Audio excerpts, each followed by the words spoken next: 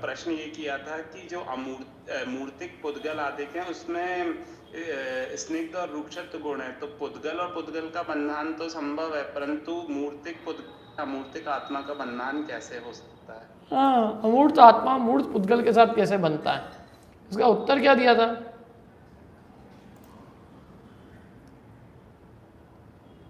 इसका उत्तर याद है किसी को?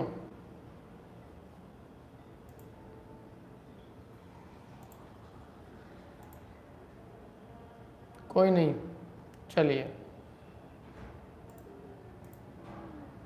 बोलिए साधना जी।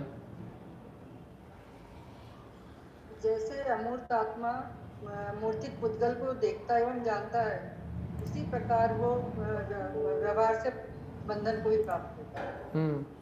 भाई जैसे आपने पूछा कि अमूर्त आत्मा मूर्त के साथ कैसे बनता है, तो इसका उत्तर ये है कि वैसे ही जैसे अमूर्त आत्मा मूर्त को देखता है, जैसे देखता है वैसे ही बनता है। देखो टीका है ना, जैसे रूपादि रहित जीव रूपादि द्रव्यों को और उनके गुणों को, माने रूपादि द्रव्यों को और गुणों को माने रूपी द्रव्यों को और उनके रूपी गुणों को देखता और जानता है, ऐसे ही आत्मा अरूपी के साथ अरूपी आत्मा का, ऐसे ही अरूपी आत्मा रूपी के साथ बनता है। उसमें क्या है समझ में? टीका देखो, अब इसकी टीका पढ़ते हैं अपन थोड़ी। जैसे रूपादि रहित जीव रूपी द्रव्यों को तथा उनके गुणों को देखता है तथा जानता है, उसी प्रकार रूपादि रहित जीव रूपी कर्म पुद्गलों के साथ बनता है। जैसे रूप रहित जीव रूपी द्रव्य को और उसके गुणों को देखता जानता है, ऐसे ही रूप रहित जीव रूपी कर्म पुद्गलों के साथ बनता है। अब ये अपने को तर्क बड़ा वो लगे तो वो वैसे ही है, बोले अरूपी रूपी के साथ, जैसे अरूपी रूपी को जान देख सकता है, ऐसे अरूपी आत्मा रूपी कर्म के साथ बंधता भी है। और यदि ऐसा न हो कदाचित, तो यहाँ भी देखने जानने के संबंध में भी प्रश्न अनिवार्य है। यदि आप ये पूछो कि भाई नहीं ऐसा नहीं हो, अमूर्त मूर्त के साथ कैसे बंधे, तो फिर यहाँ भी यही प्रश्न हो कि अमूर्त मूर्त को देखे जाने कैसे। यदि आप ये पूछते हो कि भाई अमूर्त मूर्त के साथ कैसे बनता है, तो आपको ये भी पूछना चाहिए कि अमूर्त मूर्त को कैसे देखता जानता है। जब दो अलग अलग जाति की वस्तुएं, एक मूर्त है एक अमूर्त है, तो अमूर्त का तो चलो अमूर्त के साथ सब कुछ हो सकता है, लेकिन अमूर्त का मूर्त के साथ देखना जानना भी कैसे बनेगा? अमूर्त मूर्त को देखे जाने कैसे?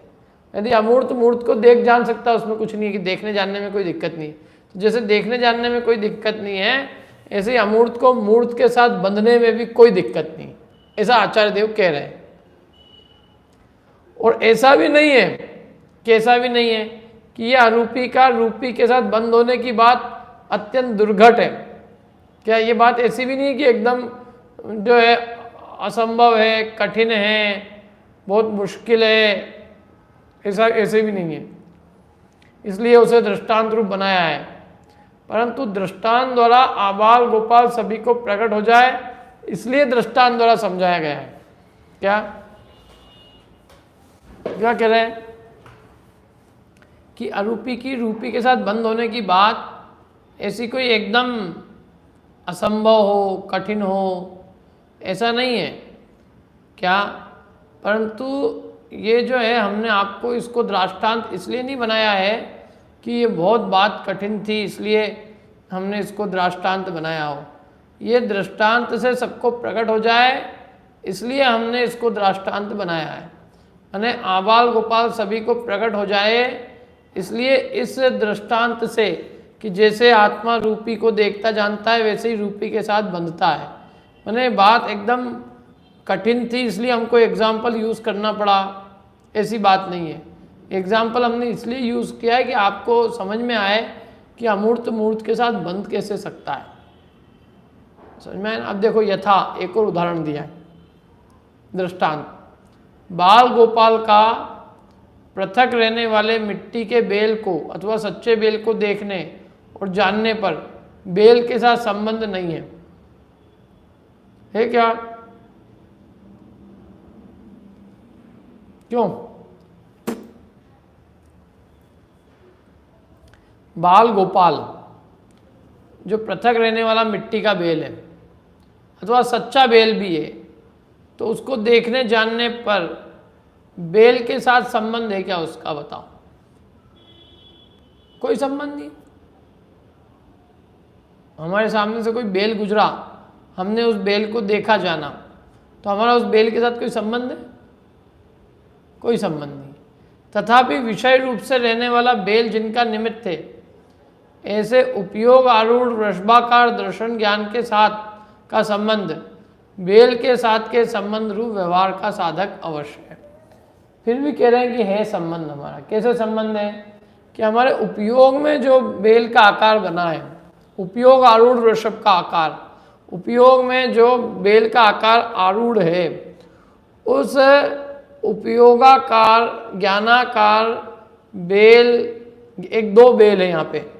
एक बेल तो वो है जो हमारे सामने से गुजरा, और वो बेल हमारे ज्ञान में जो बेल का आकार बना उसका निमित्त है कि नहीं है?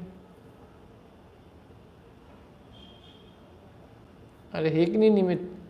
बाहर में जो बेल है, नकली मिट्टी का बेल या असली बेल, वो हमारे जानने में आया, तो वो हमारे ज्ञान के अंदर उस मिट्टी के बेल का या असली बेल का जो आकार बना, उस आकार में बहिरंग जो बेल है वो निमित्त है कि नहीं है? उपयोग में बेलाकार जो बना है, उपयोग आरूढ़ जो वृषभ का आकार रूप जो दर्शन ज्ञान हुआ, उस दर्शन ज्ञान के साथ का जो संबंध है हमारे आत्मा के साथ है कि नहीं है? तो हमारे आत्मा में जो, हमारे आत्मा के साथ में जो देखने जानने रूप बेल को, जो देखने जानने का जो संबंध है, मतलब ज्ञानाकार बेल के साथ तो आत्मा का संबंध है, दर्शनाकार बेल के साथ आत्मा का संबंध है, और वो ज्ञानाकार और दर्शनाकार जो बेल के साथ का संबंध है वो उस बाहर के बेल के संबंध रूप व्यवहार का साधक है। माने हमारे ज्ञान, चूंकि हमारे ज्ञान और दर्शन में जो बेल का आकार बना है, उस बेल के आकार को निमित्त बहिरंग बेल है, तो वो बहिरंग बेल हमारे ज्ञानाकार बेल का निमित्त है, और हमारा संबंध हमारे ज्ञानाकार बेल के साथ है। तो ज्ञानाकार बेल के साथ संबंध होने के कारण वो जो बाहर का जो बेल है, जो कि ज्ञानाकार बेल का निमित्त है, उस बाहर के बेल के साथ संबंध रूप व्यवहार का साधक हमारे ज्ञानाकार बेल है। हमारा ज्ञानाकार बेल इनडायरेक्टली हमको उससे जोड़ता है। देखो, मेरे ज्ञान में जो चीज़ बन रही है ना, तो जो ज्ञान में मेरे जो चीज़ बन रही है, उस ज्ञानाकार के कारण मेरा उन वस्तुओं के साथ भी संबंध बन जाता है। जैसे आपका हमारा जो संबंध है, तो वास्तव में आपके हमारे साथ जो आपका हमारा जो संबंध है, तो वो आपके साथ संबंध है कि आपका जो ज्ञान हमारे, मतलब आपका जो आकार हमारे ज्ञान में बना है, उस ज्ञानाकार के साथ हमारा संबंध है। संबंध किसके साथ बताओ? मेरा संबंध किसके साथ है? ज्ञानाकार के साथ में है कि आपके साथ है? तो ज्ञानाकार के साथ में, लेकिन वो ज्ञानाकार आपके निमित्त से हुआ, आप उसमें निमित्त बने।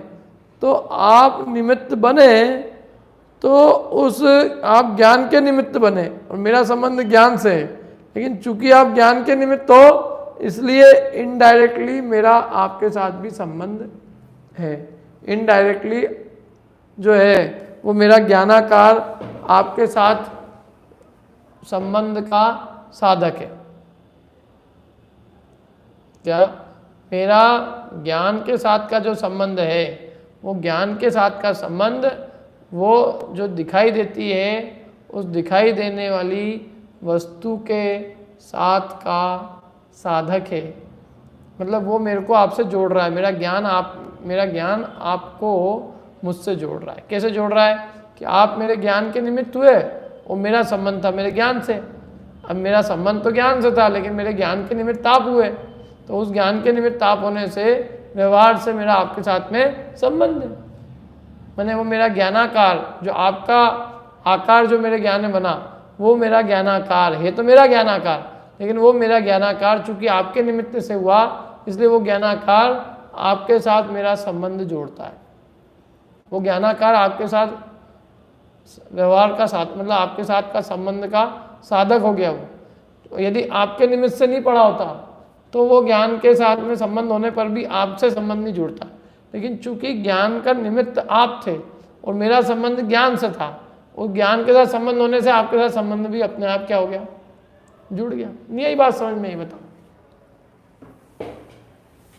हर जीव का संबंध अपने ज्ञान से है, लेकिन उसके ज्ञान में जो जो आकार निमित्त जो बाहर की वस्तुएं निमित्त बनती है, तो वो उनके साथ उसका संबंध जुड़ जाता है। माने वो बेसिकली वो ज्ञान व्यवहार से बहिरंग वस्तुओं का साधक है, बहिरंग वस्तु के साथ के संबंध का साधक है। सॉरी, मेरा ज्ञान बहिरंग वस्तु के साथ के संबंध का साधक है। आई कि नहीं यही बात समझ में? ये उदाहरण समझ में आया कि नहीं आया? क्योंकि अभी दृष्टांत पे घटाएंगे इसको, पहले तो उदाहरण समझ में आए। बताओ, जिसको समझ में आया हो तो मेरे को समझा दो थोड़ा सा, फिर पढ़ता हूं मैं। नहीं तो बाल गोपाल का पृथक रहने वाले मिट्टी के बेल को अथवा सच्चे बेल को देखने और जानने पर बेल के साथ संबंध नहीं है, तथापि विषय रूप से रहने वाला बेल जिनका निमित्त है, जिनका बेल जिनका निमित्त है, विषय रूप से रहने वाला बेल किनका निमित्त है? उपयोग आरूढ़ वृषभाकार दर्शन ज्ञान, उपयोग आरूढ़ वृषभाकार दर्शन ज्ञान के साथ का संबंध वो बेल के साथ के संबंध रूप व्यवहार का साधक है।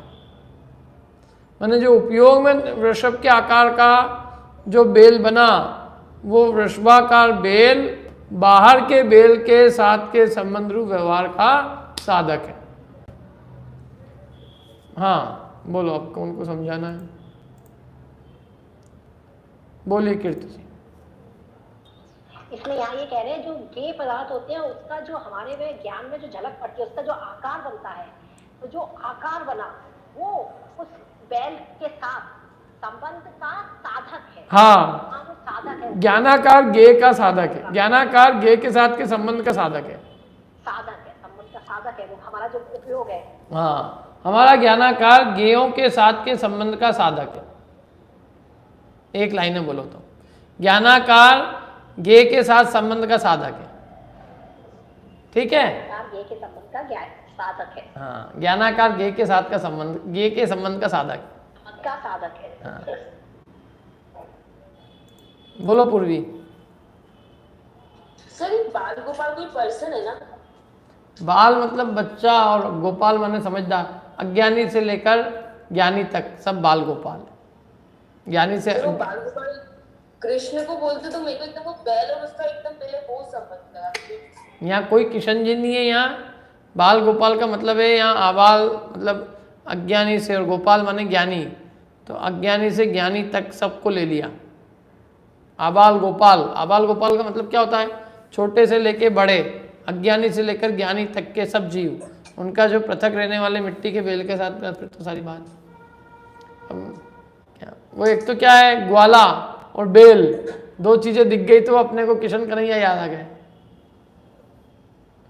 क्या करो? पर सर ये युक्ति जो लगाई है, मतलब ठीक है वो लगाई है कि हाँ वो अपन जानते तो संबंध भी बन गया, लेकिन ऐसे तो हम कई सारी चीजों को जानते हैं, समुद्र को जानते हैं, पेड़ों को जानते हैं, तो कोई संबंध बन गया। संबंध का साधक है वो ज्ञान में बना। तो आखिर बहिरंग पदार्थों को हम निमित्त तो मानते हैं ना। यदि ये चीज नहीं होती तो दिखती कैसे? समुद्र नहीं होता तो दिखता कैसे? ये नहीं मानते हैं क्या? ज्ञान के संबंध का साधक नहीं है, ज्ञान का साधक है वो बहिरंग वस्तु है। तो क्या सबका साथ संबंध है उनका? गे के साथ के निमित्त नहीं, वो गे जो है ज्ञान का निमित्त है, ये कह रहे हैं वो। तो गे के साथ संबंध नहीं है, गे के साथ ज्ञान के मतलब गेयाकार जो है वो ज्ञान का निमित्त जरूर है।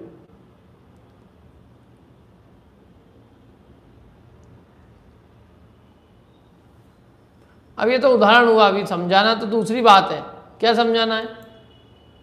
समझाना तो ये है कि हाँ, अमूर्तिक का मूर्तिक के साथ कर्मबंध कैसे होता है। तो देखो अब आगे कहते हैं, इसलिए इसी प्रकार आत्मा अरूपी पने के कारण स्पर्श शून्य है। क्या? अरूपी पने के कारण स्पर्श शून्य है, इसलिए उसका कर्म पुद्गलों के साथ संबंध नहीं है। तथापि एक अवगा रूप से रहने वाले कर्म पुद्गल जिनके निमित्त है, किनके निमित्त है वे? उपयोग आरूढ़ राग द्वेष आदि भाव के, और इसलिए उपयोग आरूढ़ राग द्वेष आदि को के साथ का संबंध कर्म पुद्गलों के साथ के बंध रूप व्यवहार का साधक अवश्य है। क्या बढ़िया बातें, ऐसी शानदार फिट की है, एकदम परफेक्ट। मैंने उदाहरण पूरा का पूरा सिद्धांत में घटित हो रहा है कि जैसे वो बहिरंग वस्तु ज्ञान का निमित्त है, ज्ञेय ज्ञान का निमित्त है, ऐसे ही कर्म पुद्गल जो एक क्षेत्रावगा से हमारे साथ रह रहे हैं, एक क्षेत्रावगा से रहने वाले जो कर्म पुद्गल हैं, वे उपयोग में आरूढ़ राग द्वेष भाव के निमित्त है। किनके निमित्त है ये? एक देश एक क्षेत्रावगा ही रहने वाले कर्म पुद्गल किसके निमित्त है? कि उपयोग में आरूढ़ जो राग द्वेष भाव है उनके निमित्त है। और हमारा संबंध उपयोग आरूढ़ राग द्वेष भाव के साथ, और वो उनके साथ संबंध होने के कारण वो राग द्वेष भाव के साथ का संबंध कर्म पुद्गलों के साथ बंध रूप व्यवहार का साधक है। माने वो राग द्वेष भाव के साथ का संबंध कर्म पुद्गल के साथ के संबंध का साधक है। क्यों? क्योंकि वो राग द्वेष भाव कर्म पुद्गल के निमित्त से हुए, इसलिए वो राग द्वेष भाव हमको कर्म पुद्गल से जोड़ते हैं। क्या? बेसिकली जैसे अपन कहते हैं ना, ये अपना साला है, तो ये साले के जो भी निमित्त हैं, साले की पत्नी, जो भी साली, साले की साली, साले के साले के साले साली, तो उन सबके साथ का, हमारे साले के साथ का संबंध उन सबके साथ के संबंध का साधक है। ऐसे ही उपयोग आरूढ़ राग द्वेष के साथ का संबंध कर्म पुद्गलों के साथ बंध रूप व्यवहार का साधक है। क्यों साधक हो गया साहब? क्योंकि वो कर्म पुद्गल निमित्त बने थे ना उसके राग द्वेष के। संबंध तो राग द्वेष के साथ है, लेकिन वो राग द्वेष के जो साधक थे वो कर्म पुद्गल थे। कौन थे? राग द्वेष के साधक कर्म पुद्गल, मतलब राग द्वेष के निमित्त कर्म पुद्गल थे। संबंध हुआ राग द्वेष से, उपयोग आरूढ़ जो राग द्वेष भाव है उनके साथ का जो हमारा आत्मा का, उनके साथ आत्मा का संबंध, और उनके साथ आत्मा का जो संबंध है वो कर्म पुद्गलों के साथ के संबंध का साधक है। कर्म पुद्गल के साथ के संबंध को सिद्ध करता है। क्यों? क्योंकि राग द्वेष भाव हुए तो वो ये सिद्ध करते हैं कि सही कर्म पुद्गल के निमित्त से हुए, तो कर्म पुद्गल बीच में आए बिना नहीं रहेगा, तो कर्म पुद्गल को सिद्ध कर देंगे। इसलिए अमूर्तिक आत्मा का संबंध तो उपयोग आरूढ़ राग द्वेष के साथ ही है। तुमने जो प्रश्न किया बराबर है कि अमूर्त आत्मा कैसे बंधे, तो अमूर्त आत्मा का रिलेशन तो अमूर्त से ही है। क्या? अमूर्त से रिलेशन होने पर भी वो क्या है कि अमूर्त का रिलेशन मूर्त से, ऐसे अमूर्त आत्मा का संबंध उसके राग द्वेष भाव से ही है। राग द्वेष भाव अमूर्त आत्मा में ही हो रहे हैं, और अमूर्त आत्मा का अपने राग द्वेष भाव के साथ संबंध है। अमूर्त का मूर्त के साथ, अमूर्त के साथ संबंध हुआ ना। यही बात समझ में भाई। राग द्वेष जो भाव हुए वो किस में हुए? अमूर्त आत्मा में कि मूर्त पुद्गल में? अमूर्त आत्मा में। तो उन राग द्वेष भाव के साथ आत्मा का संबंध है कि नहीं है? वो तो अमूर्ति की आत्मा में हुए ना, राग द्वेष भाव तो मुझ में ही हुए, तो उनके साथ तो मेरा संबंध है ही पक्के में। अब संबंध तो उनके साथ है, मैंने अमूर्त आत्मा वास्तव में बंधा तो राग द्वेष भाव के साथ है, लेकिन वे राग द्वेष भाव जिनके निमित्त से हो रहे हैं तो हम ये कहेंगे आत्मा उससे भी बंधा है। अमूर्त राग द्वेष भाव होते हैं कर्म पुद्गलों के निमित्त से, तो आत्मा कर्म पुद्गलों के साथ बंधा ये कहा जाएगा, क्योंकि कर्म पुद्गलों के निमित्त से राग द्वेष भाव हुए और राग द्वेष भाव के साथ हम बंधे हैं। बंधे तो राग द्वेष भाव के साथ है, लेकिन वो राग द्वेष भाव के साथ का बंधना कर्म पुद्गलों के साथ के बंधने को भी सिद्ध कर देता है, क्योंकि कर्म पुद्गल के निमित्त से राग द्वेष भाव होते हैं। यही बात समझ में पूरी नहीं आई? हाँ देखो, यद्यपि आत्मा अरूपी है, ये तो बराबर है, स्पर्श शून्य है, उसका कर्म पुद्गलों के साथ कोई संबंध नहीं है, ठीक है। लेकिन अब ये जो कर्म पुद्गल है, इनका किसके साथ संबंध है? कि इनका संबंध राग द्वेष भाव से है। कैसे इनका संबंध राग द्वेष भाव से? कि ये हमारे राग द्वेष भाव के निमित्त है, ठीक है। तो इन और हमारा संबंध राग द्वेष भाव के साथ है। तो अब राग द्वेष भाव के साथ संबंध होने से हमारा इनके साथ संबंध जुड़ गया, क्योंकि ये राग द्वेष भाव के निमित्त है, इसलिए ये भी हमारे लिए क्या हो गए? इनके साथ भी हमारा रिलेशन हो गया। हमारे रिलेटिव के साथ रिलेशन नहीं होता। ऐसे हमारा रिलेशन तो राग द्वेष भाव से है। अब राग द्वेष भाव का रिलेशन किसके साथ है? कर्म पुद्गलों के साथ। क्यों? क्योंकि राग द्वेष भाव का निमित्त कर्म पुद्गल है, तो इसलिए हमारा संबंध उनके साथ में जुड़ गया। और राग द्वेष भाव का हमारा उनसे रिलेशन को सिद्ध करता है। जैसे होता है ना, हमारा इनसे जो रिलेशन है वो हमारा इनसे रिलेशन उनसे रिलेशन को बना देता है। बीच की लिंक है ये, और ये लिंक हमारा ये लिंक जो है वो लिंक उनके साथ की लिंक को बिठा देती है, क्योंकि उनका लिंक उनसे है और हमारा लिंक इनसे है, तो हमारा इनडायरेक्टली उनसे लिंक हो गया। ऐसे हमारा संबंध तो राग द्वेष भाव से, और राग द्वेष भाव का संबंध कर्म पुद्गल से, तो हमारा जो है राग द्वेष भाव हमारा कर्म पुद्गलों के साथ संबंध जोड़ने में साधक हो रहे हैं। राग द्वेष भाव आत्मा का कर्म पुद्गल के साथ संबंध जोड़ने में साधक हो रहे हैं। इसलिए कहा जा रहा है कि आत्मा कर्म पुद्गलों से बंधा है, कर्म पुद्गलों के उदय से राग द्वेष भाव हो रहे ना, तो बस मूर्त के साथ काम हो रहा है ना, तो इसलिए मूर्त से बंध रहा है वो। मूर्त अमूर्त मतलब मूर्त पुद्गल यदि राग द्वेष भाव में निमित्त है, तो इसका मतलब ये है कि हमारा रिलेशन है उससे, मूर्त पुद्गल से। और यदि रिलेशन है किसी भी तरह से, तो अमूर्त का यदि मूर्त से रिलेशन है, तो अमूर्त मूर्त को बांध भी सकता है। इस तरह से भी रिलेशन हो सकता है। क्या दिक्कत है? अमूर्त के निमित्त से मूर्त कर्मों के निमित्त से अमूर्त आत्मा में अमूर्त राग द्वेष हो सकते हैं।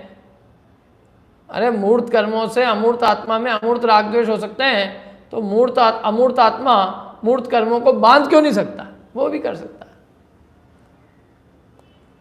समझ में आ रहा है?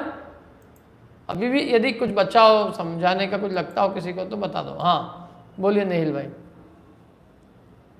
भैया मुझे ये एक्चुअली व्यवहार का साधक का शाब्दिक मतलब अर्थ नहीं, मतलब वो व्यवहार को साधने वाला है, ऐसा कहना चाह रहे हैं? संबंध को साधने वाला है। संबंध रूप जो व्यवहार है, उनके साथ का जो हमारा रिलेशन है, उस संबंध को साधने वाला है वो जो ज्ञान के साथ का संबंध है आत्मा का, वो ज्ञान के साथ का संबंध बेल के साथ के संबंध का साधक है।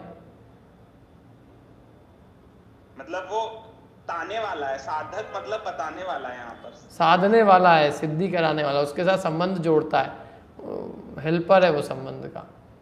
ठीक है, ठीक है। हाँ बोलिए अनिता जी। भैया जैसे एग्जाम्पल दिया ना कि बैल को देखने पे जो मतलब बैल ये हुआ, और ज्ञानाकार में भी मेरे को बैल ही आया है ना। तो ऐसे जो पुद्गल कर्म है, तो उनका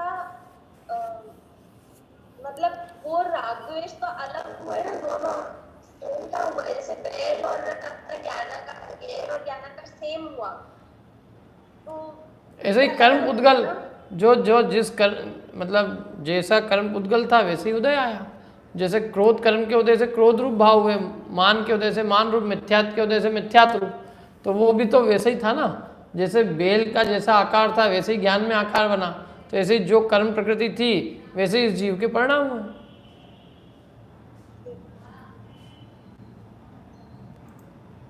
वैसे ही है बिल्कुल, जैसा जिस जाति का जैसा कर्म का नाम है, जैसी उसका अनुभाग है, वो अपने नाम के अनुसार ही अपना फल दे रहा है।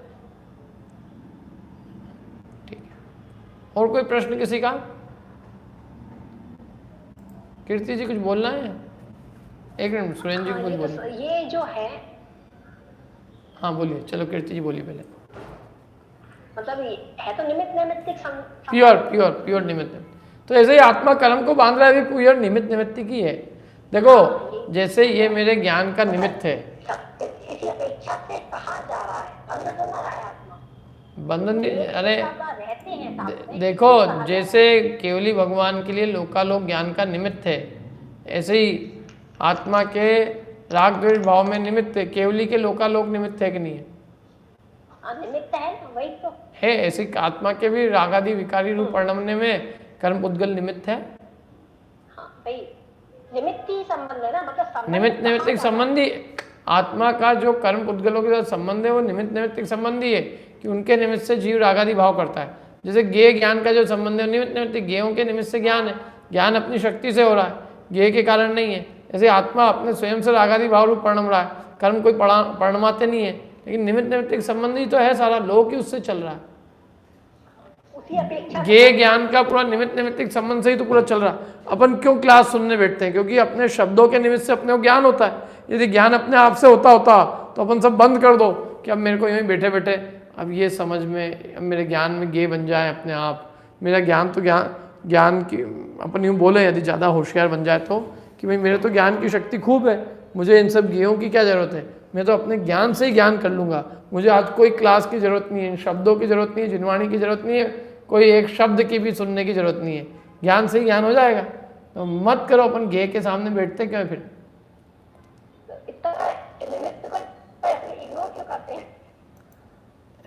इग्नोर क्या है, वो एक्चुअल में मूल वस्तु नहीं है, लेकिन वो बहिरंग निमित्त तो है। निमित्त नैमित्तिक दोनों, मतलब निमित्त नैमित्तिक संबंध को सर्वथा नहीं माने तो संसार ही खड़ा नहीं हो।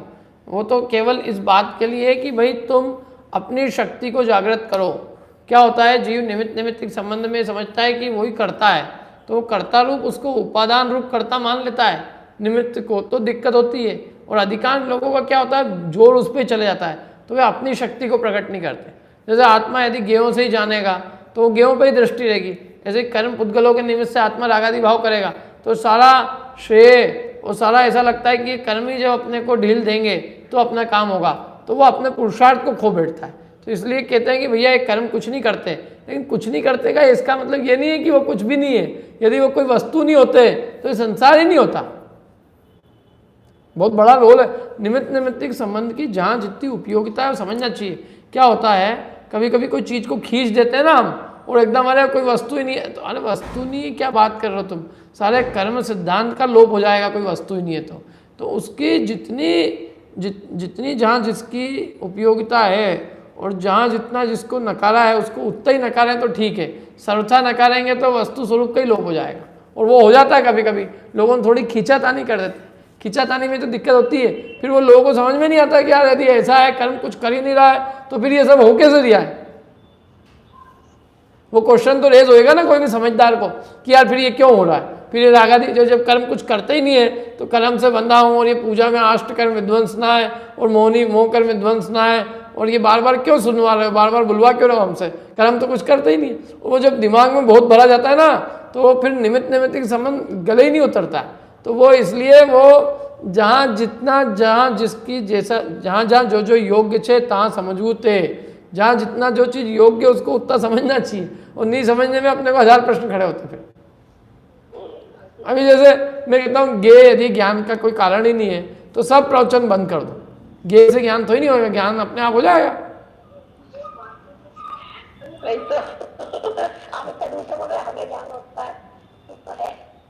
क्या तो आत्मा की ज्ञान शक्ति, उपादान की शक्ति बताना अलग है, लेकिन उस उपादान की शक्ति इतनी बताई जाए कि बेचारा निमित्त को उड़ा रहे, कुछ है ही नहीं, वस्तु ही नहीं है, तो आदमी समझता है कि यार फिर जब कुछ है ही नहीं तो फिर काहे के लिए इसका इतना जिनवाणी में वर्णन है और ये सब है। देखो टोडरमल जी की आप भाषा पढ़ना, टोडरमल जी निमित्त नैमित्तिक संबंध को स्वीकार करते हुए और आत्मा के पुरुषार्थ को जगाने की बात की है। मतलब वो जो जहाँ जैसा है, अब जहर खाएंगे तो मरेंगे ही, कि अब अपनी उपादान आयु 6 से मरे, वो सब बराबर बात है, लेकिन जो बहिरंग जो निमित्त कारण है उनका अपलाप करेंगे तो लोक में सारा व्यवहार नष्ट हो जाएगा।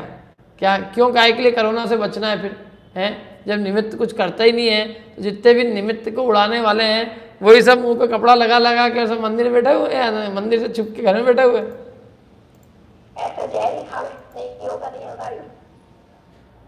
और नहीं, वास्तव में देखो आप कि जो लोग कहते हैं कुछ नहीं होगा, सबसे ज़्यादा सावधानी वो बरत रहे हैं। मेरे को तो आश्चर्य होता है।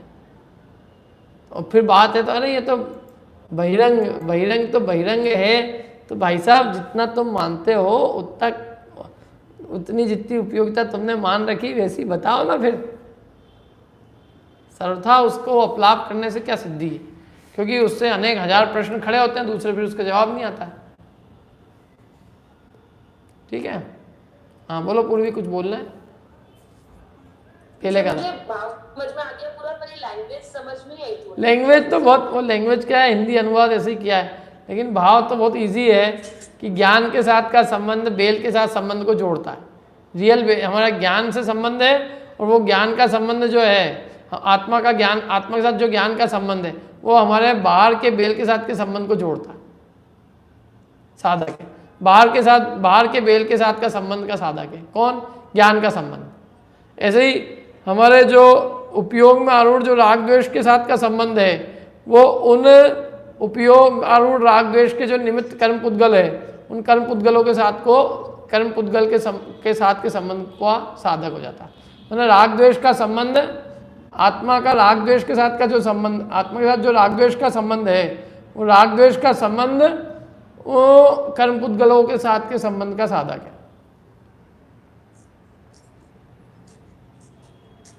ठीक है,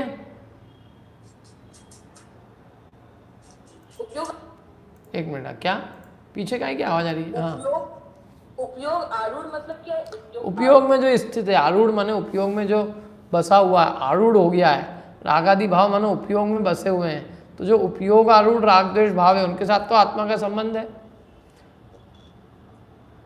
और उनके साथ का जो संबंध है वो कर्म पुद्गलों के साथ के संबंध का साधक है, क्योंकि उनका संबंध कर्म पुद्गलों के साथ है, उनका संबंध आत्मा के साथ नहीं है। जो राग द्वेष भाव है उनका संबंध कर्म पुद्गलों के साथ है, वे कर्म पुद्गलों के निमित्त से होते हैं, आत्मा के कारण से नहीं होते हैं। उनका निमित्त कर्म पुद्गल है। और अब आत्मा चेक करे क्या विचारा, आत्मा का संबंध इन राग द्वेष से, राग द्वेष से संबंध होने से वो उनसे संबंध जुड़ रहा है। ऐसा वही मैंने कहा ना, साले के साथ संबंध है तो साले के साथ का भी संबंध। हाँ बोलिए शीतल जी। इधर हम ये सीक्वेंस लगा सकते हैं कि जैसे ध्रुव तत्व को अंत तत्व कहा तो शुद्ध पर्याय को बहिर तत्व कहा, शुद्ध पर्याय को अंत तत्व कहा तो अशुद्ध पर्याय को बहिर तत्व कहा, अशुद्ध पर्याय को अंत तत्व कहा तो कर्म को बहिर तत्व कहा, कर्म को बहिर तत्व कहा तो नो कर्म को अंत तत्व कहा, राइट? नहीं, कर्म को अंत तत्व कहा तो नो कर्म को बहिर तत्व कहा। नो कर्म को बहिर तत्व कहा, तो ये नो कर्म तो बाहर की चीज है जिससे वो भी एक प्रकार एक टाइम पे अंत तत्व हो जाएगी। मिस तो ये सीक्वेंस लगा सकते हैं इधर। हाँ, सब जगह जैसे जैसे जो अपन अंदर जाएंगे तो बाहर का विषय व्यवहार बनता जाएगा, वो बहिरंग होता जाएगा। जो अंदर के लिए बाहर बहिरंग वस्तु बाहर है, जैसे अनुपचरित असद्भूत के लिए। हाँ, मैं तो ये एक्सप्लेन नहीं, मैं तो केवल हमारा तो दो ही अभी यहाँ कि आत्मा के साथ संबंध जो है ना वो अपने परिणामों के साथ है, और वो परिणामों के साथ का संबंध उन परिणामों के साथ जो उन परिणामों के जो निमित्त है उनके साथ के संबंध का साधक है। मतलब उन परिणामों का जो निमित्त है, आत्मा के राग द्वेष भाव का जो निमित्त कौन है? कर्म पुद्गल। तो वो कर्म पुद्गल के साथ संबंध को जोड़ते हैं वो राग द्वेष भाव। यदि राग द्वेष भाव नहीं करे आत्मा तो वो कर्म पुद्गल के साथ कोई संबंध ही सिद्ध नहीं हो। हाँ मिस, लेकिन इनडायरेक्टली ये सब मिस मैंने जो कहा और आप जो कह रहे हैं वो थोड़ा इनडायरेक्टली मैच हो रहा है ना। हाँ, सब जगह वो बातें तो घूम फिर के आएगी ना। मैं तो कहता हूँ नए भी लग जाएंगे यहीं, उपचरित अनुपचरित असद्भूत सद्भूत सद्भूत उपचरित अनुप सब बातें सिद्ध हो जाएगी। हाँ, नेहिल भाई और कुछ कहना है? हाथ खड़ा है तो चलिए। आया समझ में सबको? एक तो क्या है, जो 2, 4, 10, 20 चेहरे दिखते हैं ना, वही लोग कुछ बोलते हैं, बाकी लोग तो पता ही नहीं चलता मेरे को कि क्या हो रहा है उनका, वो इस समय अभी क्या कर रहे हैं। क्या बस ये है कि जैसे यूँ कह सकता हूँ मैं कि मेरा जूम के साथ का संबंध उनके साथ के संबंध का साधक अवश्य है।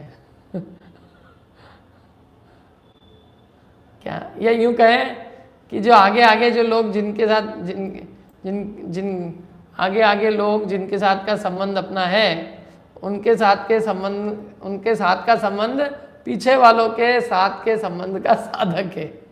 क्योंकि आगे वाले नहीं हो तो पीछे की क्लास भी ये इनके निमित्त से क्लास है। क्या वास्तव में नहीं, सब बंद कर दे तो क्या हो बताओ? सारे लोग यदि कैमरा बंद कर दे तो क्या करें? कुछ नहीं, मैं भी मेरा बंद करके आराम से चलो भैया। क्या होगी, एक दिन ऐसी भी स्थिति आएगी, पंचम काल में सब देखने को मिल जाएगा, जब जूम पे क्लास चलेगी और सब श्रोता वीडियो ऑफ करके बैठेंगे और वक्ता भी। चलो चले आगे, भावार्थ और पढ़ते हैं। देखो भावार्थ से और बहुत सरल हो जाएगा। आत्मा अमूर्तिक होने पर भी वह मूर्तिक कर्म पुद्गलों के साथ कैसे बंधता है? इस प्रश्न का उत्तर देते हुए आचार्य देव ने कहा है कि आत्मा के अमूर्तिक होने पर भी वह मूर्त पदार्थों को कैसे जानता है? हम तो आपसे पूछ रहे हैं, बोलो क्या आप हमसे पूछ रहे हो कि आत्मा अमूर्त होता हुआ भी मूर्त के साथ कैसे बनता है? हम ही कह रहे हैं आत्मा अमूर्त होते हुए भी मूर्त को जानता कैसे है? वो तो जान लेता है, तो जैसे वो जानता है ना, जैसे आत्मा अमूर्तिक होते हुए भी मूर्तिक पदार्थों को जैसे जानता है, उसी प्रकार वो मूर्तिक कर्म पुद्गलों के साथ बंध भी जाता है। जैसे जानता है वैसे ही बनता है। क्या वो एक जिद होती है ना, जैसे एक जिद जैसा लगता है कि तुम ये मानते हो तो वैसे ये भी होता है। जब अमूर्तिक आत्मा मूर्त कर्म पुद्गलों को जान सकता है, तो अमूर्त आत्मा मूर्त कर्म पुद्गलों के साथ बंध भी सकता है। अभी आगे हो रहे, देखो इसमें देखो, पहले पैराग्राफ में पढ़वाता हूं किसी से।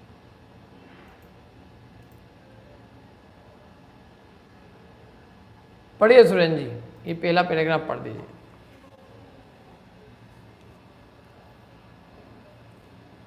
वास्तव में आरोपी आत्मा का रूपी पदार्थों के साथ कोई संबंध न होने पर भी आरोपी का रूपी के साथ संबंध होने का व्यवहार भी विरोध को प्राप्त नहीं होता। हाँ देखो क्या बात कही, आरोपी आत्मा का रूपी पदार्थों के साथ कोई संबंध नहीं है, क्योंकि आत्मा तो आरोपी है, उसका रूपी के साथ क्या लेना देना। तो भी आरोपी का रूपी के साथ संबंध होने का जो व्यवहार है, उस व्यवहार में भी कहीं कोई विरोध नहीं आता। अरे व्यवहार देखो, आरोपी आत्मा है, वास्तव में उसका रूपी के साथ संबंध नहीं है, लेकिन फिर भी सारा लोक व्यवहार कैसे चल रहा है? रूपी के साथ संबंध के आधार पर ही तो चल रहा है। हम आप जो भी जितना व्यवहार हो रहा है हमारा, वो रूपी के साथ संबंध होने के कारण, मतलब रूपी के साथ संबंध होने का व्यवहार ही तो सिद्ध हो रहा है। हम आपसे कहते हैं अरे आपने वीडियो ऑफ कर रखा है, तो पंडित जी आप कह सकते हो किसका वीडियो? पंडित जी यूं भी अमूर्त आत्मा है और यूं भी अमूर्त है, तुम देख रहे हो तो यूं भी वो तो मूर्त को ही देख रहे हो, तो मूर्त तो वैसे भी हम तो दिख ही नहीं रहे, तो हम चाहे वीडियो ऑन करें कि ऑफ करें क्या फर्क पड़ना है? क्या अमूर्त आत्मा तो वैसे ही नहीं दिखता है। तर्क सही भी है, अमूर्त का अमूर्त के साथ क्या संबंध है? तो इसलिए जो दिखता है वो सब यहाँ पे मूर्त दिखता है। अच्छा, अमूर्त जूम में आ सकता है? आत्मा जूम में आ सकता है? बोलो, ऐसी कोई जूम बनी है जो आत्मा को दिखा दे? है ही नहीं ऐसा। ये जो दिख रहे हैं सब पुद्गल है, लेकिन ये तो इसलिए पुद्गल के साथ का व्यवहार कहीं विरुद्ध होता है। और यदि हम किसी को एक कह भी देते हैं, क्यों भैया कीर्ति जी, अखिलेश जी, ज्ञानेश जी, सुरेंद्र जी, तो ये हमने जो नाम दिए, तो ये कोई विरोध को प्राप्त नहीं होता कि आप किसी मुर्दे को बुलाते रहते हो बार बार। यूं कहा करो, अमूर्तिक हे अमूर्तिक ज्ञानानंद स्वभावी। कीर्ति जी के एक क्षेत्रावगाह शरीर में रहने वाले आत्मा क्यों? और यदि इस तरह से मैं व्यवहार करने लग जाऊंगा तो लोग कहेंगे भैया कुछ न कुछ तो हुआ है पंडित जी को, कुछ न कुछ तो हो गया उनको। क्या कर रहे थे मालूम? वो ये कह रहे थे कि ज्ञानेश जी के जो एक क्षेत्रावगाह में जो रह रहा है और उस एक क्षेत्रावगाह स्थान पर रहने वाला जो एक ज्ञानानंद स्वभावी आत्मा है वो उसको आवाज़ दे रहे थे। मेरे को तो कह ही नहीं रहे थे वो, क्या हमको तो ही नहीं बुला रहे थे वो हमारा। उन्होंने तो ये कहा कि वहाँ एक क्षेत्रावगाह में जो रह रहा है, तो मैं तो ढूंढता रहा कि कौन रह रहा है, क्यों कौन रह रहा है। अरे मैं आपसे कहूँ तो आपको समझ में ही नहीं आया पहले तो। जैसे मैं आपसे कहूँ समझ लो क्या कि अनंत परमाणुओं के पिंड रूप और जिसको जो असमान जाति द्रव्य पर्याय है, जिसको कि लोक व्यवहार में क्या तरुण ऐसा नाम दिया गया है, उस तरुण के क्षेत्र में रहने वाले असंख्यात प्रदेशी जो आत्मा है, उस आत्मा के ज्ञान को हम संबोधित कर रहे हैं। तो हे आत्मन इतना लंबा चौड़ा तो लोगों का दिमाग खराब हो जाएगा। बोलो सीधे सीधे बोलो, हैं तरुण आंसर दो, यूँ बोलो ना, यूँ तो नहीं कहेंगे हम। मतलब आप बताओ, मैं यदि व्यवहार का उपयोग नहीं करूँ और यदि व्यवहार मतलब कोई संबंध होने का कोई व्यवहार ही नहीं हो, तो ये सब चीज़ें जो अपनी चल रही है, जितना भी अपन कहते हैं लोगों को एक दूसरे के नाम से, ये सब झूठ सिद्ध हो जाएगा। ये तो कुछ ये सिद्धि नहीं होएगा किसी प्रकार से। मैं मतलब मेरे को आपको बोलना होगा तो मेरे को कितना सोचना पड़ेगा, क्या मैं कितना सोचूंगा कि 50 मेरे को बात सोचनी पड़ेगी, हैं? क्योंकि निश्चय से तो मैं आपको देखता जानता हूँ नहीं, लेकिन मैं आपके देह के आधार पर ही तो आपने कहा कि भाई जैसे किसी को आंसर देना है तो उसने हैंड रेस किया या हाथ दिखाया, तो हम उसके आधार पर तो कह रहे हैं कि इनको करना। आप क्यों पंडित जी, तो हाथ तो अपनी योग्यता से हिला है, इस हाथ का क्या संबंध मेरे ज्ञान से? आप मेरे से क्यों पूछ रहे हो? यह हाथ तो इसकी योग्यता ऐसी थी उठने की, तो ऐसे तो ही काम चलता है। आप कल से ये अपने आप को रेज हैंड करो और फिर मैं आपसे पूछूं तो आप क्यों, ये तो अपनी योग्यता से हिला था। अरे तो योग्यता कही एक तरफ, तू हाथ हिला दिया है तो हम यही समझेंगे कि तेरे को आता होगा। तो ऐसा नहीं है। लौकिक व्यवहार का विरोध जो है, ये रूपी के साथ का जो संबंध का व्यवहार है उसमें भी कोई विरोध नहीं है। माने रूपी के साथ संबंध होने का व्यवहार भी सिद्ध होता है और रूपी के साथ निश्चय से संबंध नहीं है, ये बात भी सिद्ध होती है। इसलिए निश्चय व्यवहार दोनों को समझना जरूरी है कि व्यवहार से जीव का रूपी के साथ संबंध है और निश्चय से वास्तव में अरूपी का रूपी के साथ कोई संबंध नहीं है। ये बात जो नहीं समझेगा वो धर्म समझना मुश्किल है। इसलिए जिनवाणी को समझने के लिए व्यवहार निश्चय दोनों नयों को समझना बहुत आवश्यक है। क्योंकि एकांत मान लो आप कि अमूर्तिक का मूर्त के साथ संबंध ही नहीं है, तो ये सारा लोक व्यवहार ही चौपट हो जाएगा। बताओ, अपन अपने बच्चे को उपदेश नहीं दे सकते कि हे तू बहुत खा पी के मोटा हो रहा है, थोड़ा पैदल चल, थोड़ा एक्सरसाइज कर, क्या थोड़ा चला कर, थोड़ा शरीर को ठीक कर। क्या रहे मम्मी तुम मैं अमूर्तिक आत्मा को क्या कह रहे हो? मैं तो अमूर्त हूँ, मेरी आत्मा में तो कुछ हुआ ही नहीं है। तुम जबरदस्ती देह की विकल्प पा रहे हो कि बेटा देह की नहीं करें तो तेरी शादी तो देह की होनी है, तेरी आत्मा की थोड़ी नहीं होगी। और तू ऐसी मोटी हो जाएगी तो तेरे लिए भैंस कहाँ से लाएंगे हम? क्या एक भैंस तो यहाँ है और दूसरा भैंसा कहाँ से पकड़ के लाएंगे? तो हम उसको समझाते हैं कि नहीं समझाते? बताओ, व्यवहार से ही समझाते हैं। और नहीं समझाएं यदि इन व्यवहार से, मतलब ये व्यवहार का किसी भी प्रकार का व्यवहार से भी संबंध न हो, तो सारा लोक व्यवहार नष्ट हो जाएगा। और वो कह रहे हैं कि नहीं ऐसा नहीं होता है। इसलिए रूपी के साथ जो संबंध है, उस संबंध रूपी के साथ संबंध का जो व्यवहार है, वो व्यवहार भी कहीं विरोध को प्राप्त नहीं होता। आगम इतना बढ़िया है, देखो आगम की निश्चय व्यवहार की शैली ऐसी अद्भुत है कि वो न कहीं लोक व्यवहार को विरुद्ध होने देता है और न हमारी श्रद्धा और मान्यता में मिथ्यात्व को आने देता है। क्या वो नए की व्यवस्था से ऐसा समझाता है कि देखो ये जब सब कुछ है ये व्यवहार है, और परमार्थ ये है कि आत्मा का किसी परद्रव्य के साथ, रूपी के साथ, अरूपी का रूपी के साथ कोई संबंध है ही नहीं। ये निश्चय नहीं की बात है जो तुम्हें श्रद्धा में रखने की है, जो तुम्हारे मानने के लिए है। और बाकी लोक व्यवहार जो भी तुम करोगे तो वो ऐसे ही करना। क्या ऐसा तो ही नहीं कि हम अमूर्त आत्मा को देख के हम काम करेंगे, क्यों?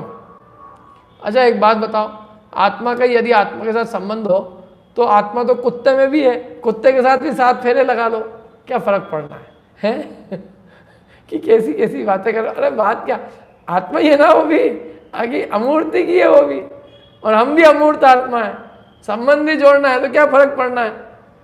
क्या आज कुत्ता हो, एक कुतिया हो, चाहे कोई स्त्री हो, क्या है, दोनों ही स्त्रियां हैं कि नहीं? क्या बात करो, कुत्ती से कैसे शादी करेंगे पंडित जी, और कोई वो उससे फेरे पड़ेंगे कैसे, और कौन पंडित मिलेगा ऐसा, और उससे घूमेंगे कैसे?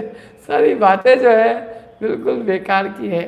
जैसे वो व्यवहार की बातें बेकार की है, ऐसे वो मतलब वो हमारे जो है लौकिक सारे व्यवहार नष्ट जैसे नहीं होता, क्योंकि हम मूर्त के साथ कथनचित जो है संबंध मानते हैं। ऐसे ही वो कह रहे हैं कि रूपी आत्मा के अरूपी आत्मा का कथनचित रूपी कर्मों के साथ संबंध है, अरूपी आत्मा का कथनचित कर्मों के साथ संबंध है, माने आरूपी आत्मा कथनचित किसी अपेक्षा से कर्मों को बांधता है, भले ही अरूपी है आत्मा और भले ही कर्म रूपी है, लेकिन तो भी उनका किसी अपेक्षा से संबंध सिद्ध होता है।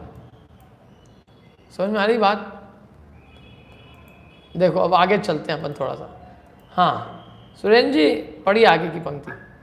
जहाँ ऐसा कहा जाता है कि आत्मा मूर्तिक पदार्थ को जानता है और वहाँ परमार्थता अमूर्तिक आत्मा का मूर्तिक पदार्थ के साथ कोई संबंध नहीं है। हाँ, अमूर्तिक आत्मा, जैसे अमूर्त आत्मा मूर्त पदार्थ को जानता है, तो वास्तव में मूर्त को जानता है मतलब क्या है? कोई मूर्त के साथ उसका कोई रिलेशन, मूर्त को स्पर्श तो ही कर लिया उसने, या मूर्त कोई उसके साथ बंध गया हो, या मूर्त का कोई रिलेशन हो गया, कोई संबंध नहीं है, लेकिन तो भी उसका तो मात्र, हाँ पढ़िए।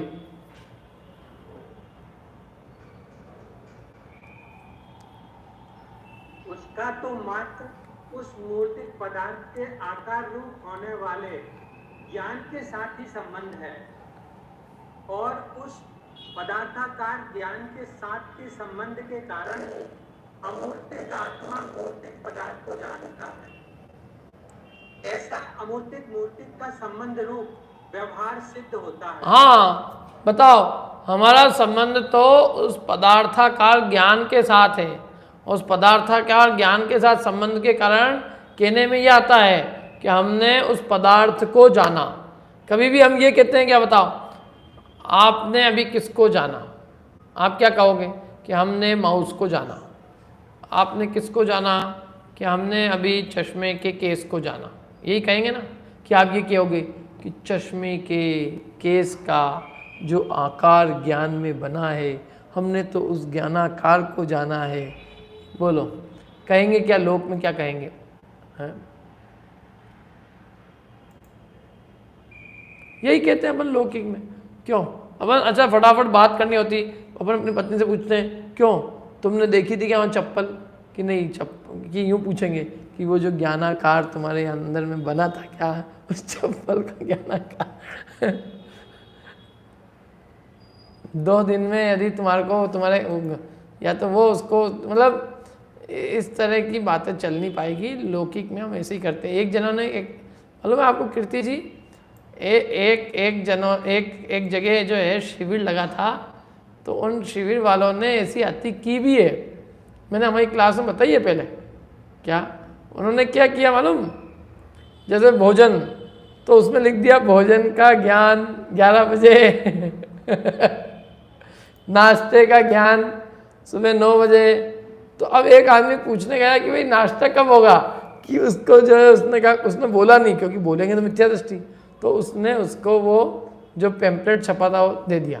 तो पैम्पलेट में फिर यही लिखा था भोजन का ज्ञान। तो भोजन का ज्ञान माने भोजन का ज्ञान कराया जाएगा, तो भोजन कब होएगा भैया? नाश्ते का ज्ञान, भोजन का ज्ञान है। बोलो सुबह सुबह चाय भी पीनी थी पट्टों को सबको, तो चाय का ज्ञान, प्रातः 6-7 बजे चाय दूध का ज्ञान, 9 बजे नाश्ते का ज्ञान, 11 बजे भोजन का ज्ञान, क्या संध्या काल को फिर भोजन का ज्ञान। तो उसने कहा ये क्या है, ये है? अरे बेचारा कोई भोला आदमी है, उसको क्या मालूम चलेगा, समझा क्लास लगेगी यहाँ तो क्लास समझ के चलाएंगे, ज्ञान कराएंगे। ज्ञान क्या कराएंगे, भोजन कराएंगे, ज्ञान क्या कराएंगे है? अब जब लौकिक व्यवहार तो लोग जैसे ही चलता, तुम ऐसी पत्रिकाएं बनाओगे और छापोगे तो लोग हंसी नहीं उड़ाएंगे, क्या बताओ। This is the Heights. ये जो है ना अध्यात्म को अंदर पचाने की चीज़ है, या उसको इस तरह से पत्रिका में लिख के और भोजन का ज्ञान करके उसका मजाक उड़ाने की चीज़ नहीं, ऐसी मैंने इस तरह से उसको हास्य का विषय बना दिया है। अति जो है ना, अति चीज़ें देखो, अपने श्रद्धान को सुधारने के लिए अपने को न लोक की चिंता होना चाहिए, न व्यवहार की चिंता होनी चाहिए। कि मतलब व्यवहार की चिंता कि मतलब हम ऐसा बोल देंगे तो उससे कुछ नहीं होगा बोलने से। लौकिक व्यवहार लोक व्यवहार जैसे ही चलेगा क्या, और लौकिक व्यवहार में तो हम कितनी अज्ञानतापूर्ण भी बात करेंगे सब चलेगी। हमारी मान्यता सही होनी चाहिए और हम अपनी मान्यता को सुधारने के लिए बैठे हैं यहाँ। हमें लोक व्यवहार से क्या, और कोई दूसरा हमारी बातों से मिथ्यात हो जाए और ये हो जाए वो हो जाए, वो जाने उसकी है। हम अपनी आत्मा का कल्याण करने बैठे, हम अपनी मान्यता पे सुधार कर सकते हैं, हम अपना हित कर सकते हैं, हम अपना कुछ कर सकते हैं, मतलब हमारी अपने पे चलती है। और हम अब लोगों के ठेकेदार नहीं, हम अपने जिम्मेदार तो हैं। बाकी हमारी कथन से किसी को मिथ्यात हो जाए, किसी को अज्ञान हो जाए, इसकी जिम्मेदारी हमारी तो ही नहीं है कि हम बोलने में बिल्कुल ऐसा नहीं बोल दें। हम जगह जगह नए लगा के बोले, अरे वो उपचरित असद्भुत व्यवहार से जो पैसे उनने मेरे से लिए थे ना क्या तो ऐसे इस तरह से काम नहीं चलेगा भाई साहब। जिंदगी भी नहीं चलेगी तुम्हारी, परेशान हो जाओगे तुम। इसलिए तुम जो है बोलने का चिंता मत करो, और इससे ये भी चिंता मत करो कि हमारे बोलने से किसी को मिथ्यात हो जाएगा। न तुम्हारे बोलने से मिथ्यात होता है किसी को, न कुछ होता है। जिसको मिथ्यात होगा उसकी अपनी मान्यता से होगा। तुम अपनी मान्यता सुधारने के लिए अपनी मान्यता को सुधारो, भाषा को सुधारने की जरूरत नहीं। भाषा जो लोक में चलती है चलने दो, बराबर है। हाँ, पढ़िए सुरेंद्र जी आगे का। इसी प्रकार जहाँ ऐसा कहा जाता है कि अमुक आत्मा का मूर्तिक कर्म पुद्गलों के साथ बंध है, वहाँ परमार्थ का अमूर्तिक आत्मा का मूर्तिक कर्म पुद्गलों के साथ कोई संबंध नहीं है। आत्मा का तो कर्म पुद्गल जिसमें निमित्त हैं, ऐसे राग द्वेष आदि भावों के साथ ही संबंध बंध है, और उन कर्म निमित्तिक राग द्वेष आदि भावों के साथ संबंध होने से ही इस आत्मा का मूर्तिक कर्म पुद्गलों के साथ बंध है। ऐसा अमूर्तिक मूर्तिक का बंध रूप व्यवहार सिद्ध होता है। हाँ, समझ में आ गया कि नहीं आया? कितना क्लियर है क्या कि अमूर्तिक आत्मा का, अमुक आत्मा का, जहाँ ये कहा जाता है कि इस आत्मा का मूर्तिक कर्म पुद्गलों के साथ बंध है, तो वहाँ वास्तव में देखा जाए तो अमूर्तिक आत्मा का मूर्त कर्म पुद्गलों के साथ कोई संबंध नहीं है। ये रियल बात है क्या कि आत्मा का जो है कर्म पुद्गलों के साथ कोई संबंध नहीं, क्योंकि आत्मा तो अमूर्तिक है। अमूर्तिक आत्मा का मूर्तिक कर्म पुद्गलों के साथ संबंध कैसे होगा? तो भी वो कर्म पुद्गल जिनमें निमित्त है, किनमें निमित्त है? राग द्वेष भाव में। वे कर्म पुद्गल जिन राग द्वेष भाव का निमित्त है, उन राग द्वेष भाव के साथ का संबंध आत्मा को है। क्या राग द्वेष भाव का साथ का संबंध तो आत्मा को है, क्योंकि राग द्वेष भाव तो आत्मा की पर्याय में, और उन राग द्वेष भाव का साथ का संबंध ही संबंध है, वही बंध है। और अब क्या है कि उन राग द्वेष भाव के साथ संबंध होने से इस आत्मा का मूर्तिक कर्म पुद्गलों के साथ संबंध है, ये व्यवहार सिद्ध होता है। क्यों? क्योंकि वे राग द्वेष भाव कर्म निमित्तक है। तो कर्म निमित्तक राग द्वेष भाव होने के साथ संबंध होने से हमारा उन मूर्तिक कर्म पुद्गलों के साथ का संबंध सिद्ध हो जाता है। क्या? जैसे हमने समझ लो, हमने किसी से मित्रता की, और हमने जिससे मित्रता की उसका पूरा लेना देना, मैंने उसका पूरा संबंध जिससे है, मतलब जिस भी, तो हमारा भी उससे रिलेशन कहलाता है ना। फिर लोग कहते हैं नहीं साहब, ये उनसे साथ ही उठते बैठते हैं तो उनका भी उनसे कुछ ना कुछ होगा। पुलिस पकड़ के ले जाती है कि आपका उनके साथ रिलेशन और तीसरे के साथ के रिलेशन के साथ का संबंध का साधक है। क्या कोई ने, एक आदमी ने गड़बड़ की हो तो उसके जितने रिलेटिव होते हैं वो सारे भी शक के दायरे में आ जाते हैं, और खासकर जो उसके साथ उठते बैठते हैं। तो ऐसे ही आत्मा का जिन कर्म पुद्गलों, जिन रागादि भाव के साथ संबंध है, वो रागादियों का संबंध कर्म पुद्गल के साथ है, तो इसलिए आत्मा का संबंध भी कर्म पुद्गलों के साथ में सिद्ध हो जाता है। A is equal to B, B is equal to C, hence A is equal to C. अब देखो ये जैसे ना चार देव का उदाहरण है, ये दूसरा वाला। एक सेकंड है, रुकना सुरेंद्र जी।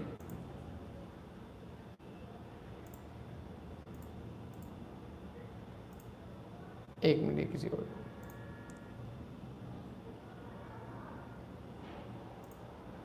हाँ ये वाला जो उदाहरण है ना, ये ऊपर देखो जैसे ना चार देव की टीका में होगा ये। है इसमें, हाँ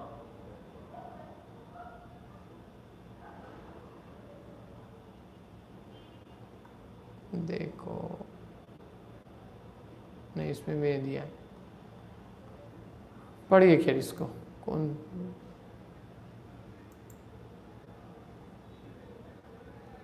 शेखर जी पढ़िए, बहुत दिन हो गए आप पढ़िए। यद्यपि मनुष्य को स्त्री पुत्र धनादि के साथ वास्तव में कोई संबंध नहीं है, वे उस मनुष्य से सर्वथा भिन्न है। तथापि स्त्री पुत्र धनादि के प्रति राग करने वाले मनुष्य को राग का बंधन होने से और उस राग में स्त्री पुत्र धनादि के निमित्त होने से व्यवहार से ऐसा अवश्य कहा जाता है कि इस मनुष्य को स्त्री पुत्र धनादि का बंधन है। देखो क्या उदाहरण दिया, एक सेकंड शेखर जी, ये बोलो कहा जाता है कि नहीं, हमारी शादी यूं कहा जाएगा क्या कि इनकी शादी इनके राग भाव से हो रही है उस राग का निमित्त एक स्त्री है और उस स्त्री का राग भाव भी इनके राग के साथ का संबंध का साधक है। ये ऐसे अपन करेंगे क्या? बोलो, अपन शादी करेंगे तो ये करेंगे क्यों? जैसे मेरी शादी की पत्रिका बनेगी, प्रकाश का राग वेड्स पूजा का राग है क्या तरुण तुम्हारी पत्रिका भी बनवानी हो तो अब ऐसे ही बनवाए, अब तरुण राग, और उसके पहले माता पिता का नाम भी ऐसे ही दो। क्यों? शोभा जी राग वेड्स हैं, ऐसे ऐसे करेंगे अपन तो लोग भीरू हो जाएंगे बिल्कुल। थोड़े दिनों में सब लोग बात करने से कतराने लग जाएंगे बेचारे, क्या बोलेंगे बताओ। और अपन सारा व्यवहार ऐसे ही चलता है ना कि भैया ये इनकी पत्नी से बंधा है, यूँ ही बोलते हैं ना। तो समझ लो मैं कोई काम के लिए नहीं आ रहा हूँ, और क्यों नहीं आए कि साहब उनकी पत्नी जो है ना वो नहीं आने दे, या कोई व्यक्ति बेचारा तीर्थ यात्रा पे जाना चाहता था, उसकी पत्नी ने मना किया, है ना, तो लोक में क्या कहा जाता है कि वे अपनी पत्नी से बंधे हुए हैं। ये कहा जाता है अरे वो अपने राग से ऐसे बंधे हुए, उस राग में पत्नी निमित्त है, राग से बंधा हुआ ये कहा जाता है कि पत्नी से बंधा हुआ ये कहा जाता है। बताओ क्या कहते हो आप? हैं शादी होती है किसी व्यक्ति की तो वो यही कहा जाता है ना कि स्त्री से शादी हो रही है कि उसके राग से शादी हो रही है, उस राग की राग से हो रही है, राग की राग से होती है। और यही अरे सारा पैसे का राग है आदमी को, तो पैसे का राग कहा जाता है कि इसके लोभ कषाय है। लोभ कषाय नहीं कहा जाता है, लोग यही कहते हैं कि भैया पैसे से बंधा हुआ आदमी, पैसे से बहुत पैसे का ऐसा बंधन है उनको, मकान का, पैसे का, चीज़ों का, तो है तो राग का बंधन, लेकिन कहा यही जाता है कि ये बाहर की चीज़ों से बंधा हुआ है, राग से बंधा हुआ ये कोई नहीं कहता लोक में। लोक में यही कहता है कि अपने दुकान से, मकान से, बाल बच्चों से, बीवी से, इनसे बंधे हुए हैं। यही व्यवहार होता है कि नहीं होता है? लौकिक व्यवहार ऐसे ही चलता है सारा। क्या? हाँ पढ़िए शेखर जी। इसी प्रकार यद्यपि आत्मा कर्म पुद्गलों के साथ वास्तव में कोई संबंध नहीं है, वे आत्मा से सर्वथा भिन्न है, तथापि राग द्वेषादि भाव करने वाले आत्मा को राग द्वेषादि भावों का बंधन होने से और उन भावों में कर्म पुद्गल निमित्त होने से व्यवहार से ऐसा अवश्य कहा जा सकता है कि इस आत्मा को कर्म पुद्गलों का बंधन है। हाँ, व्यवहार से हम 100% डंके की चोट कह सकते हैं कि आत्मा को कर्म पुद्गलों का बंधन है। भले ही वो कर्म पुद्गल मूर्तिक हो और आत्मा अमूर्तिक हो, तो भी व्यवहार से कहा जा सकता है।